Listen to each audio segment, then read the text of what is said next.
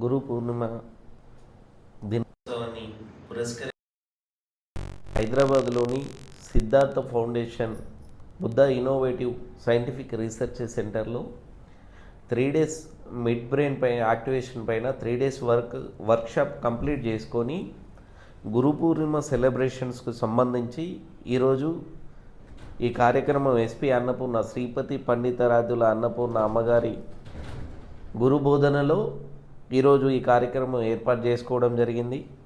అమ్మగారు అందరికీ సుపరిచితురాలు.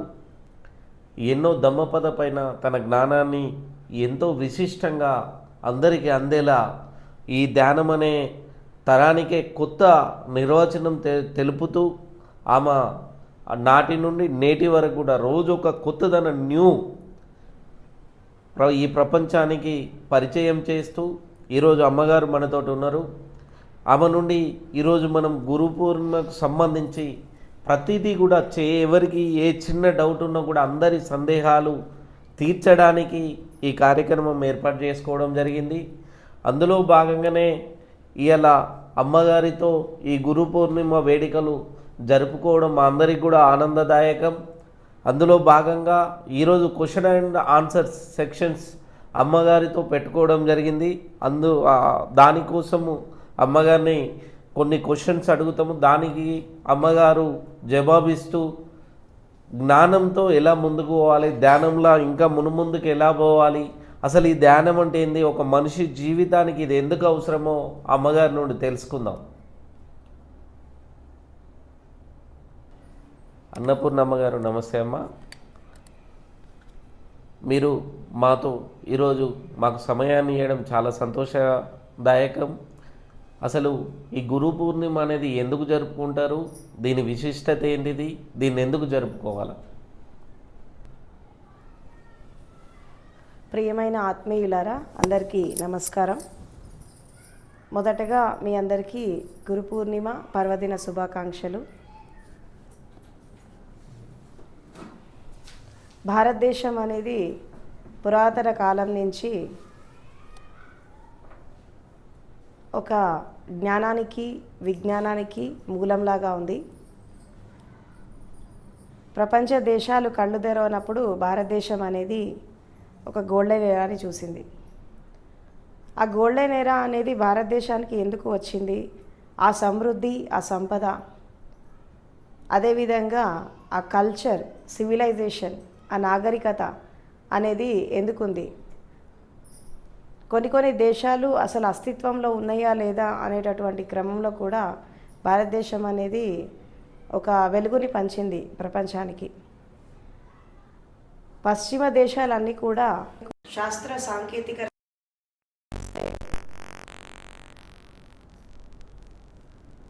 భారతదేశం అనేది సత్యానికి, ధర్మానికి, ఆధ్యాత్మికతకి ఇంపార్టెన్స్ ఇచ్చింది. శాస్త్రీయత అనేది భౌతిక ప్రపంచంలో జీవించేటప్పుడు ఒక వ్యక్తి యొక్క జీవిత వికాసానికి, అదేవిధంగా ఈ ప్రపంచ అభివృద్ధికి, నాగరికత అభివృద్ధికి, ప్రపంచ వికాసానికి, మనిషి యొక్క మేధస్సు యొక్క వికాసానికి, విజ్ఞానం యొక్క వికాసానికి ఉపయోగపడుతుంది. ప్రపంచం అభివృద్ధి చెందితే, టెక్నాలజీ అభివృద్ధి చెందితే మనిషి యొక్క జీవిత విధానం, అంటే దీన్ని ఏమంటారంటే లైఫ్ స్టాండర్డ్స్ పెరగడం, తర్వాత వాళ్ళ యొక్క జీవిత విధానం మారడం, అంటే మోడర్నైజేషన్, కల్చరైజేషన్, సివిలైజేషన్, గ్లోబలైజేషన్, ఇవన్నీ కూడా జరగడానికి ముఖ్య ఉద్దేశం, ముఖ్యమైనటువంటి కారణాలు రెండే. భౌతిక ప్రపంచం, భౌతిక జీవితం అభివృద్ధి చెందడానికి విజ్ఞానము, శాస్త్రీయత, నాగరికత, తర్వాత సాంప్రదాయం ఇది ఎంత అవసరమో ఒక మనిషి ఇన్నర్ ఎక్స్ప్లోరేషన్ చేసుకోవడానికి. అంటే విప్లవం అనేది 2 రకాలుగా జరుగుతుంది. ఒకటి బాహ్యంగా జరిగే విప్లవాలు ఉంటాయి, తర్వాత అంతర్గత విప్లవం అనేది ఒకటి ఉంటుంది.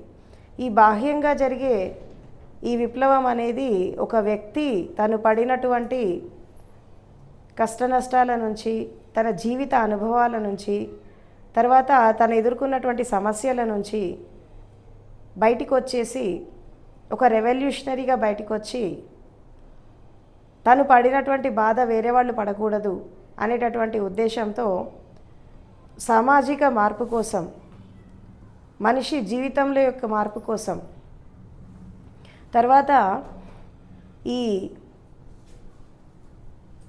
సమాజంలో జరుగుతున్నటువంటి అనేక రకాలైనటువంటి ఈ రుగ్మతలని మాపడానికి, అస్తవ్యస్తంగా ఉండే సమాజానికి శస్త్రచికిత్స చేయడానికి ఎంతోమంది ముందుకొచ్చి ప్రపంచ అభివృద్ధి కోసం, అదేవిధంగా మనుషుల అభివృద్ధి కోసం ఎన్నో రకాలుగా వాళ్ళు శ్రమించారు. అదేవిధంగా వారి ద్వారా ఎన్నో రకాల మార్పులు వచ్చాయి. ఇది ఒక దశగా మనిషి యొక్క జీవిత వికాసానికి, అంటే భౌతిక జీవిత వికాసానికి ఎంతో ఉపయోగపడింది. అదేవిధంగా మనిషి యొక్క జీవిత వికాసం అనేది కేవలం బాహ్యంగా అభివృద్ధి చెందితే అభివృద్ధి చెందినట్టు కాదు, అంతర్గతంగా కూడా జరగాలి. అంటే దీన్ని ఏమంటారంటే ఇన్నర్ ఎక్స్ప్లోరేషన్, ఇన్నర్ రెవల్యూషన్, అంటే అంతర్గత విప్లవం అనేది రావాలి. అంటే ఒక మనిషి స్వభావంలో మార్పు రావాలి అన్నా, ఒక మనిషి వ్యక్తిత్వంలో మార్పు రావాలన్నా, వారి యొక్క మూర్తిమత్వ వికాసం జరగాలన్నా ఖచ్చితంగా అక్కడ ఒక మూమెంట్ అనేది రావాలి, అంటే ఇన్నర్గా మూమెంట్ రావాలి.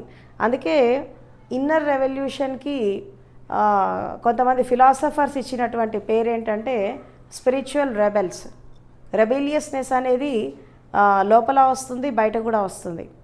అంటే ఒక రెవల్యూషనరీకి, ఒక రెబిలియస్ స్పిరిట్కి ఒక తేడా ఏంటంటే, సామాజికంగా మార్పు కోసం వీళ్ళు ఉద్యమిస్తే స్వయం యొక్క మార్పు కోసం రెబెల్స్ కష్టపడుతూ ఉంటారు.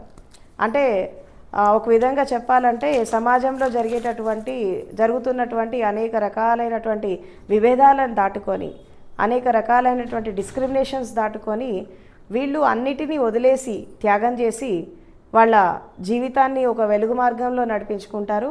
వాళ్ళు దీపంలాగా వెలిగాక ఎంతోమందికి వెలిగిస్తూ ఉంటారు. అలాంటి వాళ్ళనే మనము మార్గదర్శకులు అంటాము, తర్వాత బోధకులు అంటారు. ఇక మనము పిల్లల విషయానికి తీసుకుంటే ఉపాధ్యాయులు అంటారు, శిక్షకులు అంటారు, అదేవిధంగా ఆచార్యులు అంటారు. ఈ ఆచార్యులు, బోధకులు, శిక్షకులు, ఉపాధ్యాయులు, తత్వవేత్తలు వీళ్ళంతా కూడా శారీరక మానసిక వికాసం, అదేవిధంగా హృదయ వికాసం కోసం వాళ్ళు అందించినటువంటి సిద్ధాంతాలు, వాళ్ళు చేసినటువంటి కొన్ని రకాలైనటువంటి ఫిలాసఫీస్, ఇవన్నీ కూడా ఎంతోమంది జీవితాల్లో ఒక వెలుగును చూపించాయి. కానీ కేవలం శారీరక మానసిక ఒక వ్యక్తి యొక్క ఆధ్యాత్మిక వికాసం అనేది జరగదు. ఎందుకంటే మనిషి కేవలం శరీరం కాదు, మనిషి కేవలము ఒక మనసు కాదు, ఎన్నో కలిపితే మనిషి యొక్క స్వరూపం అనేది వచ్చింది. అంటే ఒక వ్యక్తి లోపల ఏముంటాయి అంటే శరీరం ఉంటుంది, మనసు ఉంటుంది, హృదయం ఉంటుంది, భావాలు ఉంటాయి, ఇంద్రియాలు ఉంటాయి. తర్వాత ఎట్ ద సేమ్ టైం శక్తి ఉంటుంది, ప్రాణశక్తి ఉంటుంది, బ్రెయిన్ పవర్ ఉంటుంది, మైండ్ పవర్ ఉంటుంది, తర్వాత సహన శక్తి ఉంటుంది. ఇవి ఎన్నో రకాల శక్తులు కూడుకుంటే తప్పించి ఒక మనిషి జీవితం అనేది ముందుకు వెళ్ళదు. కాబట్టి విజ్ఞానం, శాస్త్రం అనేది, సైన్స్ అండ్ టెక్నాలజీ అనేది ఈ బాడీ, మైండ్, హార్ట్ ఎంపవర్మెంట్ కోసం వర్క్ చేస్తే, స్పిరిచువాలిటీ అనేది శక్తి వికాసం కోసం, పొటెన్షియాలిటీస్ యొక్క వికాసం కోసం, తర్వాత క్రియేటివ్ లివింగ్ కోసం, చేసేటటువంటి విధానాన్ని మార్చుకోవడానికి, తర్వాత మనసుని మార్చుకోవడానికి, మానసిక పరివర్తన కోసం, శారీరక పరివర్తన కోసం, జీవిత పరివర్తన కోసం ఉపయోగపడుతుంది. సో వీళ్ళనే మనం ఏమంటామంటే స్పిరిచువల్ మాస్టర్స్ అంటాం. అంటే ఒక ఉపాధ్యాయుడికి, ఒక బోధకుడికి, తర్వాత గురువుకి లేదా సద్గురువుకి ఉన్నటువంటి తేడా ఏంటి ఫస్ట్ తెలుసుకోవాలి. భారతదేశంలో పురాతన కాలంలో ఒక్కొక్క వంశానికి ఒక్కొక్క వ్యక్తిని పెట్టుకునేవాళ్ళు. అంటే ఇప్పుడు ఈ రోజుల్లో మనం కామన్గా చెప్పుకోవాలంటే ఒక పెద్ద మనిషిలాగా అన్నట్టు. ఆ వంశంలో ఎవరికి ఏది వచ్చినా, ఎవరు ఎవరు ఎలాంటి సమస్యలతో ఉన్నా ఆ వ్యక్తి దగ్గరికి వెళ్ళి ఒక సొల్యూషన్ వెతుక్కోవడానికి వెళ్తూ ఉండేవాళ్ళు. అంటే అది భౌతికంగా వచ్చినా, మానసికంగా వచ్చినా, కుటుంబపరంగా వచ్చినా, తర్వాత ధర్మ నిర్ణయాలు విషయ వస్తు వివేక జ్ఞానాన్ని నేర్చుకోవాలా, లేదా వైరాగ్యానికి వెళ్ళాలన్నా, ఆఖరికి ముక్తి మోక్షాన్ని అందుకోవాలంటే కూడా వాళ్ళ దగ్గరికి వెళ్ళి వాళ్ళు ఒక జ్ఞానాన్ని అందుకొని ముందుకు వెళ్తూ ఉండేవాళ్ళు. వాళ్ళని మనం ఏమన్నామంటే ఋషులు, మహర్షులు, సత్పురుషులు. తర్వాత ఈ అలా వెళ్తూ వెళ్తూ ముందుకు వచ్చాక ఏమైపోయిందంటే ఉపనిషత్స్ ఉన్నాయి మనకి భారతదేశంలో. ఉపనిషత్స్ అంటే ఒక విధంగా చెప్పాలంటే అది గురు శిష్యుల సంవాదం అన్నట్టు. అంటే ఇట్లా ఇలాగైతే మీరు ఎలాగో సత్సంగంలో కూర్చొని వాళ్ళకు ఉండే సందేహాలను ఎలాగైతే అడుగుతూ గురువు ప్రశ్న అడిగినప్పుడు గురువు సమాధానం ఇస్తాడో, అదంతా ఆ ప్రశ్నలన్నిటినీ, ఆ సమాధానాలన్నిటినీ ఒక చోట గ్రంథీకరణ చేస్తే అది ఉపనిషత్స్ లాగా మారాయి. ఇప్పుడు దాదాపు అంతకుముందు కొన్ని వేల ఉపనిషత్స్ ఉండే, కానీ అది కాలగర్భంలో కలిసిపోయి ప్రజెంట్ మాత్రం కేవలం 108 ఉపనిషత్స్ మాత్రమే ఉన్నాయి. అంటే గురు శిష్యుల సంవాదమే. అంటే ప్రశ్న అడిగేవాళ్ళు శిష్యులైతే సమాధానం చెప్పేవాళ్ళు గురువులు. అంటే ఈ గురువు ఎలా ఉండేవాడు అంటే తనకి అన్ని సబ్జెక్ట్స్ మీద ఒక పరిజ్ఞానం ఉండేది. అంటే under the sun beyond the universe. అంటే ఎట్లా అంటే సూర్యుడి కింద ఎన్ని అంశాలు ఉంటాయి, భూమిపైన ఎన్ని అంశాలు ఉంటాయి, తర్వాత విశ్వానికి అతీతంగా ఇంకేమన్నా ఉంటే ఇంకెన్ని సత్యాలు ఉంటాయి, వాటన్నిటి మీద ఒక విషయ పరిజ్ఞానం అనేది అనుభవపూర్వకంగా తెలుసుకొని ఉండేవాళ్ళు. వాళ్ళే మనం ఏమంటాం, మహర్షులు అంటాం, ఋషులు అంటాం, సత్పురుషులు అంటాం. సో వాళ్ళ ద్వారా ఒక జ్ఞానం అనేది బయటికి వచ్చింది ఫస్ట్. ఈ ఉపనిషద్ అనే పదానికి అర్థం ఏంటంటే ఉప అంటే ఉపదేశించేవాడు, నిషద్ అంటే నిశ్శబ్దంగా కూర్చొని వినేవాళ్ళు. సో ఈ రెండు అంటే దీన్ని ఏమంటారంటే సత్సంగం అంటారు. సత్సంగం అంటే ఏంటంటే సత్యజనుల సంఘం, సత్యాన్వేషి. అంటే ఎవరైతే సత్యం కోసం, ధర్మం కోసము, జ్ఞానం కోసం ఎవరైతే అన్వేషణ చేస్తారో వాళ్ళంతా ఇలా ఒక చోట చేరి ఒక చర్చ జరిపినప్పుడు, ఒక డిస్కషన్ జరిగినప్పుడు అక్కడ జరిగేది ఏంటంటే సత్యాన్వేషణ. సో ఈ యొక్క సంఘానికి ఇచ్చినటువంటి పేరు ఏంటంటే సత్సంగం.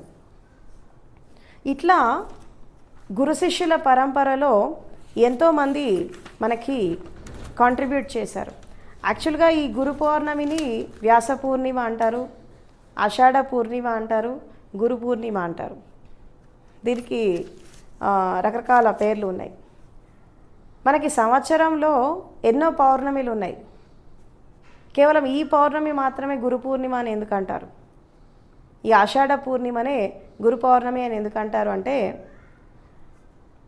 అసలు గురువు అనే పదానికి అర్థం ఏంటి అంటే అంధకారం నుంచి, అజ్ఞానం నుంచి జ్ఞానానికి నడిపించేవాడు, తర్వాత అసత్యం నుండి సత్యానికి నడిపించే వాళ్ళని గురువులు అంటారు.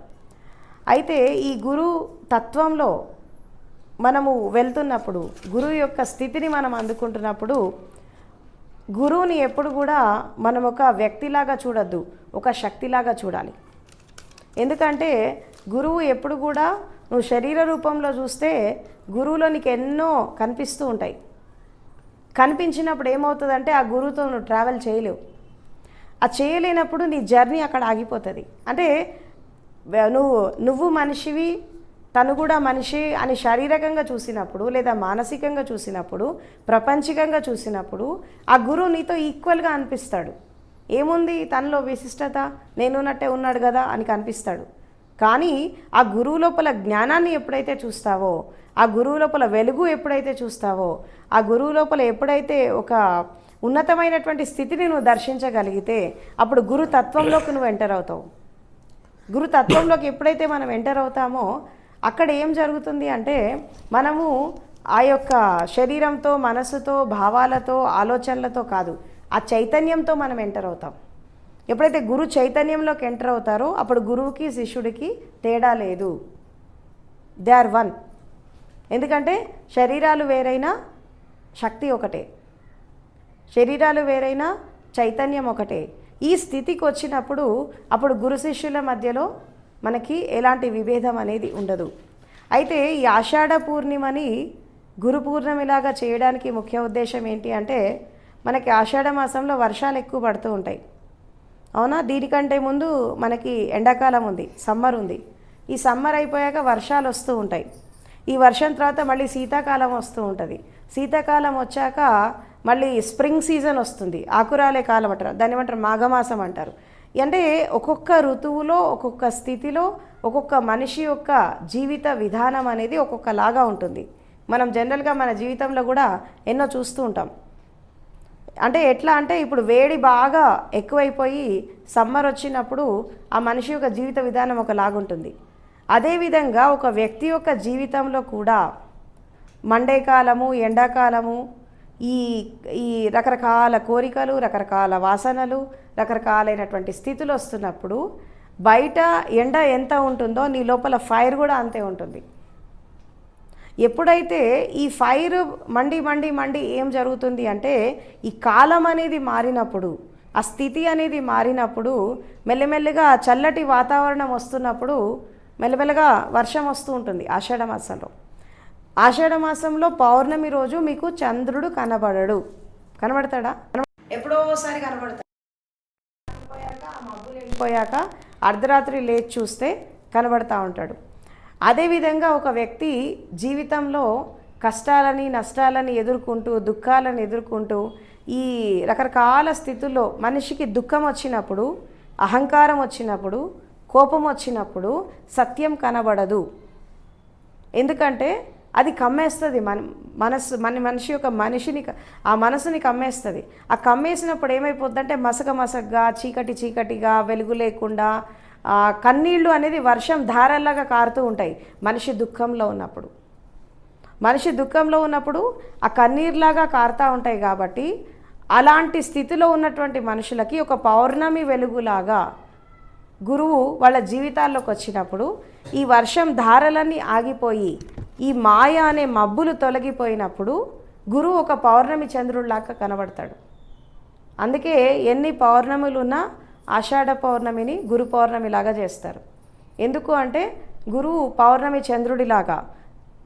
చంద్రుడితో పోలుస్తారు. ఎందుకు పోలుస్తారంటే, గురువు యొక్క చైతన్య స్థితి అనేది పౌర్ణమి వెలుగులాగా చాలా చల్లగా ఉంటుంది, వెచ్చగా ఉంటుంది. తర్వాత ఒక సాంగత్యం అనేది జరుగుతూ ఉంటుంది. అండ్ ప్రతి ఒక్క స్థితిలో మనము వాళ్ళతో కూర్చొని మనం డిస్కషన్ చేయొచ్చు. సూర్యుడితో చేయలేవు, చంద్రుడితో మనం వెన్నెలని ఆస్వాదిస్తూ ఉంటాం. కాబట్టి ఇంకోటి, గురువు యొక్క చైతన్యం యొక్క వెలుగు, పౌర్ణమి యొక్క వెలుగు ఒకటే. కాబట్టి గురువుని పౌర్ణమితో పోలుస్తారు, గురు పౌర్ణములు చేస్తారు. అయితే ఇది గురు పౌర్ణమి చేయడం అనేది భారతదేశంలో పురాతన కాలం నుంచి ఉంది. దీన్ని అంటే ఫస్ట్ వ్యాసుడు అతను ఎన్లైటన్మెంట్ పొందాక తను ఫస్ట్ తన ద్వారా ఇది మొదలైంది. దాని తర్వాత ఇంకా ముందుకెళ్తున్నప్పుడు ఇది గురు పౌర్ణమిని సెలబ్రేట్. ఇక్కడ గురువు రకరకాలుగా ఉంటారు. జీవితంలో మనం అంధకారంలో పోతున్నప్పుడు, కష్ట నష్టాలతో పోతున్నప్పుడు ఎదురైనటువంటి మార్గదర్శకులు ఉంటారు. తర్వాత విద్యని నేర్పించే వాళ్ళు ఉంటారు. నువ్వు అసత్య మార్గంలో పోతుంటే సత్యం చూపించే గురువులు ఉంటారు. తర్వాత జీవితం యొక్క అర్థం పరమార్థం చెప్పే గురువులు ఉంటారు. ఇప్పుడు చిన్నప్పుడు మన అక్షరాభ్యాసం నేర్చుకోవాలంటే టీచర్స్ కావాలి, వాళ్ళని మనం ఉపాధ్యాయులు అన్నాం. అది కూడా అవసరమే, అక్షర జ్ఞానం కూడా మనిషికి అవసరమే. ఇంకొంచెం పెద్ద పెరిగాక మనము కాలేజ్కి వెళ్ళాక అక్కడ లెక్చరర్స్ ఉంటారు, ఇంకొంచెం ముందుకు వెళ్ళాక ప్రొఫెసర్స్ ఉంటారు. సో ఇట్లా ఆచార్యులు ఉంటారు. వీళ్ళంతా నేర్పించేది ఏంటంటే భౌతిక విద్య, జీవితంలో ఏర్పడుతున్నటువంటి చిన్న చిన్న సమస్యలకి పరిష్కారం చూపిస్తూ, నీకు జీవితంలో వచ్చేటటువంటి అడ్డంకులను తొలగిస్తూ, నువ్వు కష్టంలో ఉన్నప్పుడు, నష్టంలో ఉన్నప్పుడు సహాయపడుతూ, నువ్వు అడ్డదారుల్లో పోతున్నప్పుడు నీ జీవితాన్ని ముందుకు నడిపిస్తూ, ఇలా పోవద్దు అలా పోవాలని ఎవరైతే చెప్తారో వాళ్ళందరినీ మనం ఏమంటామంటే మార్గదర్శకులు అంటాం. అంటే మన మార్గం అనేది దశ దిశ లేకుండా పోతున్నప్పుడు ఒక సరైనటువంటి మార్గంలో పెట్టి మన జీవితానికి ఒక దర్శకత్వం వహించి, ఒక దర్శనం ఇచ్చి, ఒక వెలుగుని చూపించి నడిపించేవాడని మార్గదర్శకులు అంటారు. ఇలా పోతూ పోతూ ఉంటే జీవితంలో ప్రాపంచికంగా ఉన్నతమైన స్థాయికి ఎదిగాక కూడా ఇంకా ఏదో కావాలి అనేటటువంటి క్వశ్చన్ ప్రతి ఒక్క వ్యక్తికి ఎదురవుతూ ఉంటుంది. ఒక శూన్య స్థితి వచ్చేస్తూ ఉంటుంది ఎంత సాధించినా. ఏంటి అంటే జీవితం పెరిఫెరీగా చూసినప్పుడు ఏముంది లైఫ్ అని ఉంటుంది అనిపిస్తుంది. కానీ జీవితం అంతరంగంలోకి వెళ్తూ ఇన్నర్లోకి వెళ్తూ చూస్తున్నప్పుడు అది ఒక అగాధం లాగా అనిపిస్తుంది, ఒక అంధకారం లాగా అనిపిస్తుంది. బయట వెలుగు ఉన్నంత మాత్రాన లోపల వెలుగు ఉండాలని ఏం లేదు కదా. అందుకే బుద్ధుడు ఏం చెప్తాడంటే అపదీపోభవ అంటాడు, నీ దీపాన్ని నువ్వు వెలిగించుకో అని అంటాడు. ఎందుకు వెలిగించుకోవాలి? అక్కడ దీపం ఎక్కడుంది, ఎక్కడ వెలిగించుకోవాలి? బయట దీపాలు లేవా? మన లోపల మనం ఏమేమి వెలిగించుకోవాలి? జ్ఞానదీపం వెలగాలి. ఈ జ్ఞానదీపం వెలగడానికి, ఈ విజ్ఞాన జ్యోతి లోపల వెలగడానికి అక్కడ సద్గురువు కావాలి. అంటే ఉపాధ్యాయులు వాళ్ళు చేసే పని వాళ్ళు చేస్తారు, మార్గదర్శకులు వీళ్ళు చేసే పని వీళ్ళు చేస్తారు. కానీ సద్గురువులు చేసేటటువంటి పని వేరు. అంటే నువ్వు బ్రతికున్నప్పుడు, తర్వాత నీ సాధనకి, నీ సత్యానికి, నీ ధర్మానికి, తర్వాత నువ్వు జ్ఞానోదయం పొందడానికి, తర్వాత నీ మరణాంతరం లైఫ్ కూడా ఎలా ఉంటుంది, లైఫ్ ఆఫ్టర్ లైఫ్ ఎలా ఉంటుంది, తర్వాత నీ యొక్క డెస్టినీ ఏంటి, తర్వాత పరమార్థం ఏంటి, వీటన్నిటి గురించి చెప్పేటటువంటి సద్గురువులు వేరు. ఇవాళ రేపు ప్రతి వాళ్ళకి గురువు అని ట్యాగ్ లైన్ వేస్తున్నారు. అందరు గురువులు కాదు, ఒక్కొక్కళ్ళ స్థితి ఒక్కొక్కలాగా ఉంటుంది. అందరినీ సద్గురువులు అని అనకూడదు. ఎందుకంటే ఆ సద్గురువు అనేవాళ్ళు ఎలా ఉంటారంటే సత్యంతో ఉంటారు, ధర్మంతో ఉంటారు, శీలంతో ఉంటారు, కరుణతో ఉంటారు, ప్రేమతో ఉంటారు. ఇంకోటి విషయాన్ని కూడా అమృతంలాగా స్వీకరిస్తారు. ధనమానపర భేదం ఉండదు. ఎవరైతే వాళ్ళ మీద నిందలేశారో, ఎవరైతే వాళ్ళని అవమానించారో, ఎవరైతే వాళ్ళని రాళ్లతో కొట్టారో వాళ్ళని కూడా దగ్గర తీస్తారు అవసరమైతే టైం వచ్చినప్పుడు. అంటే అంత కరుణ ఉంటుంది. అంటే వాళ్ళకి శత్రువులు అనేవాళ్ళు ఉండరు, అందరూ మిత్రులే. అందుకే వాళ్ళు ఏమంటారంటే కళ్యాణ మిత్రులు అని అంటారు.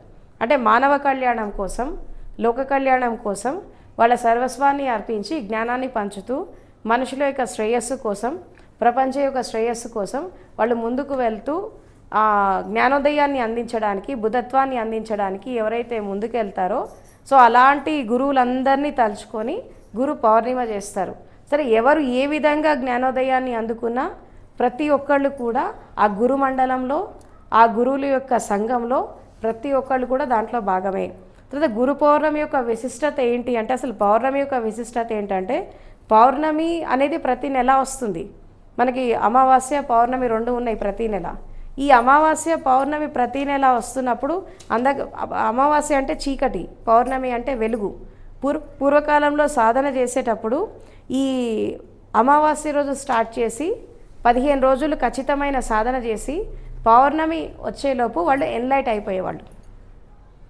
ఆ 15 డేస్లో వాళ్ళు ఈ చీకటిని దాటి వెలుగులోకి వెళ్ళేవాళ్ళు.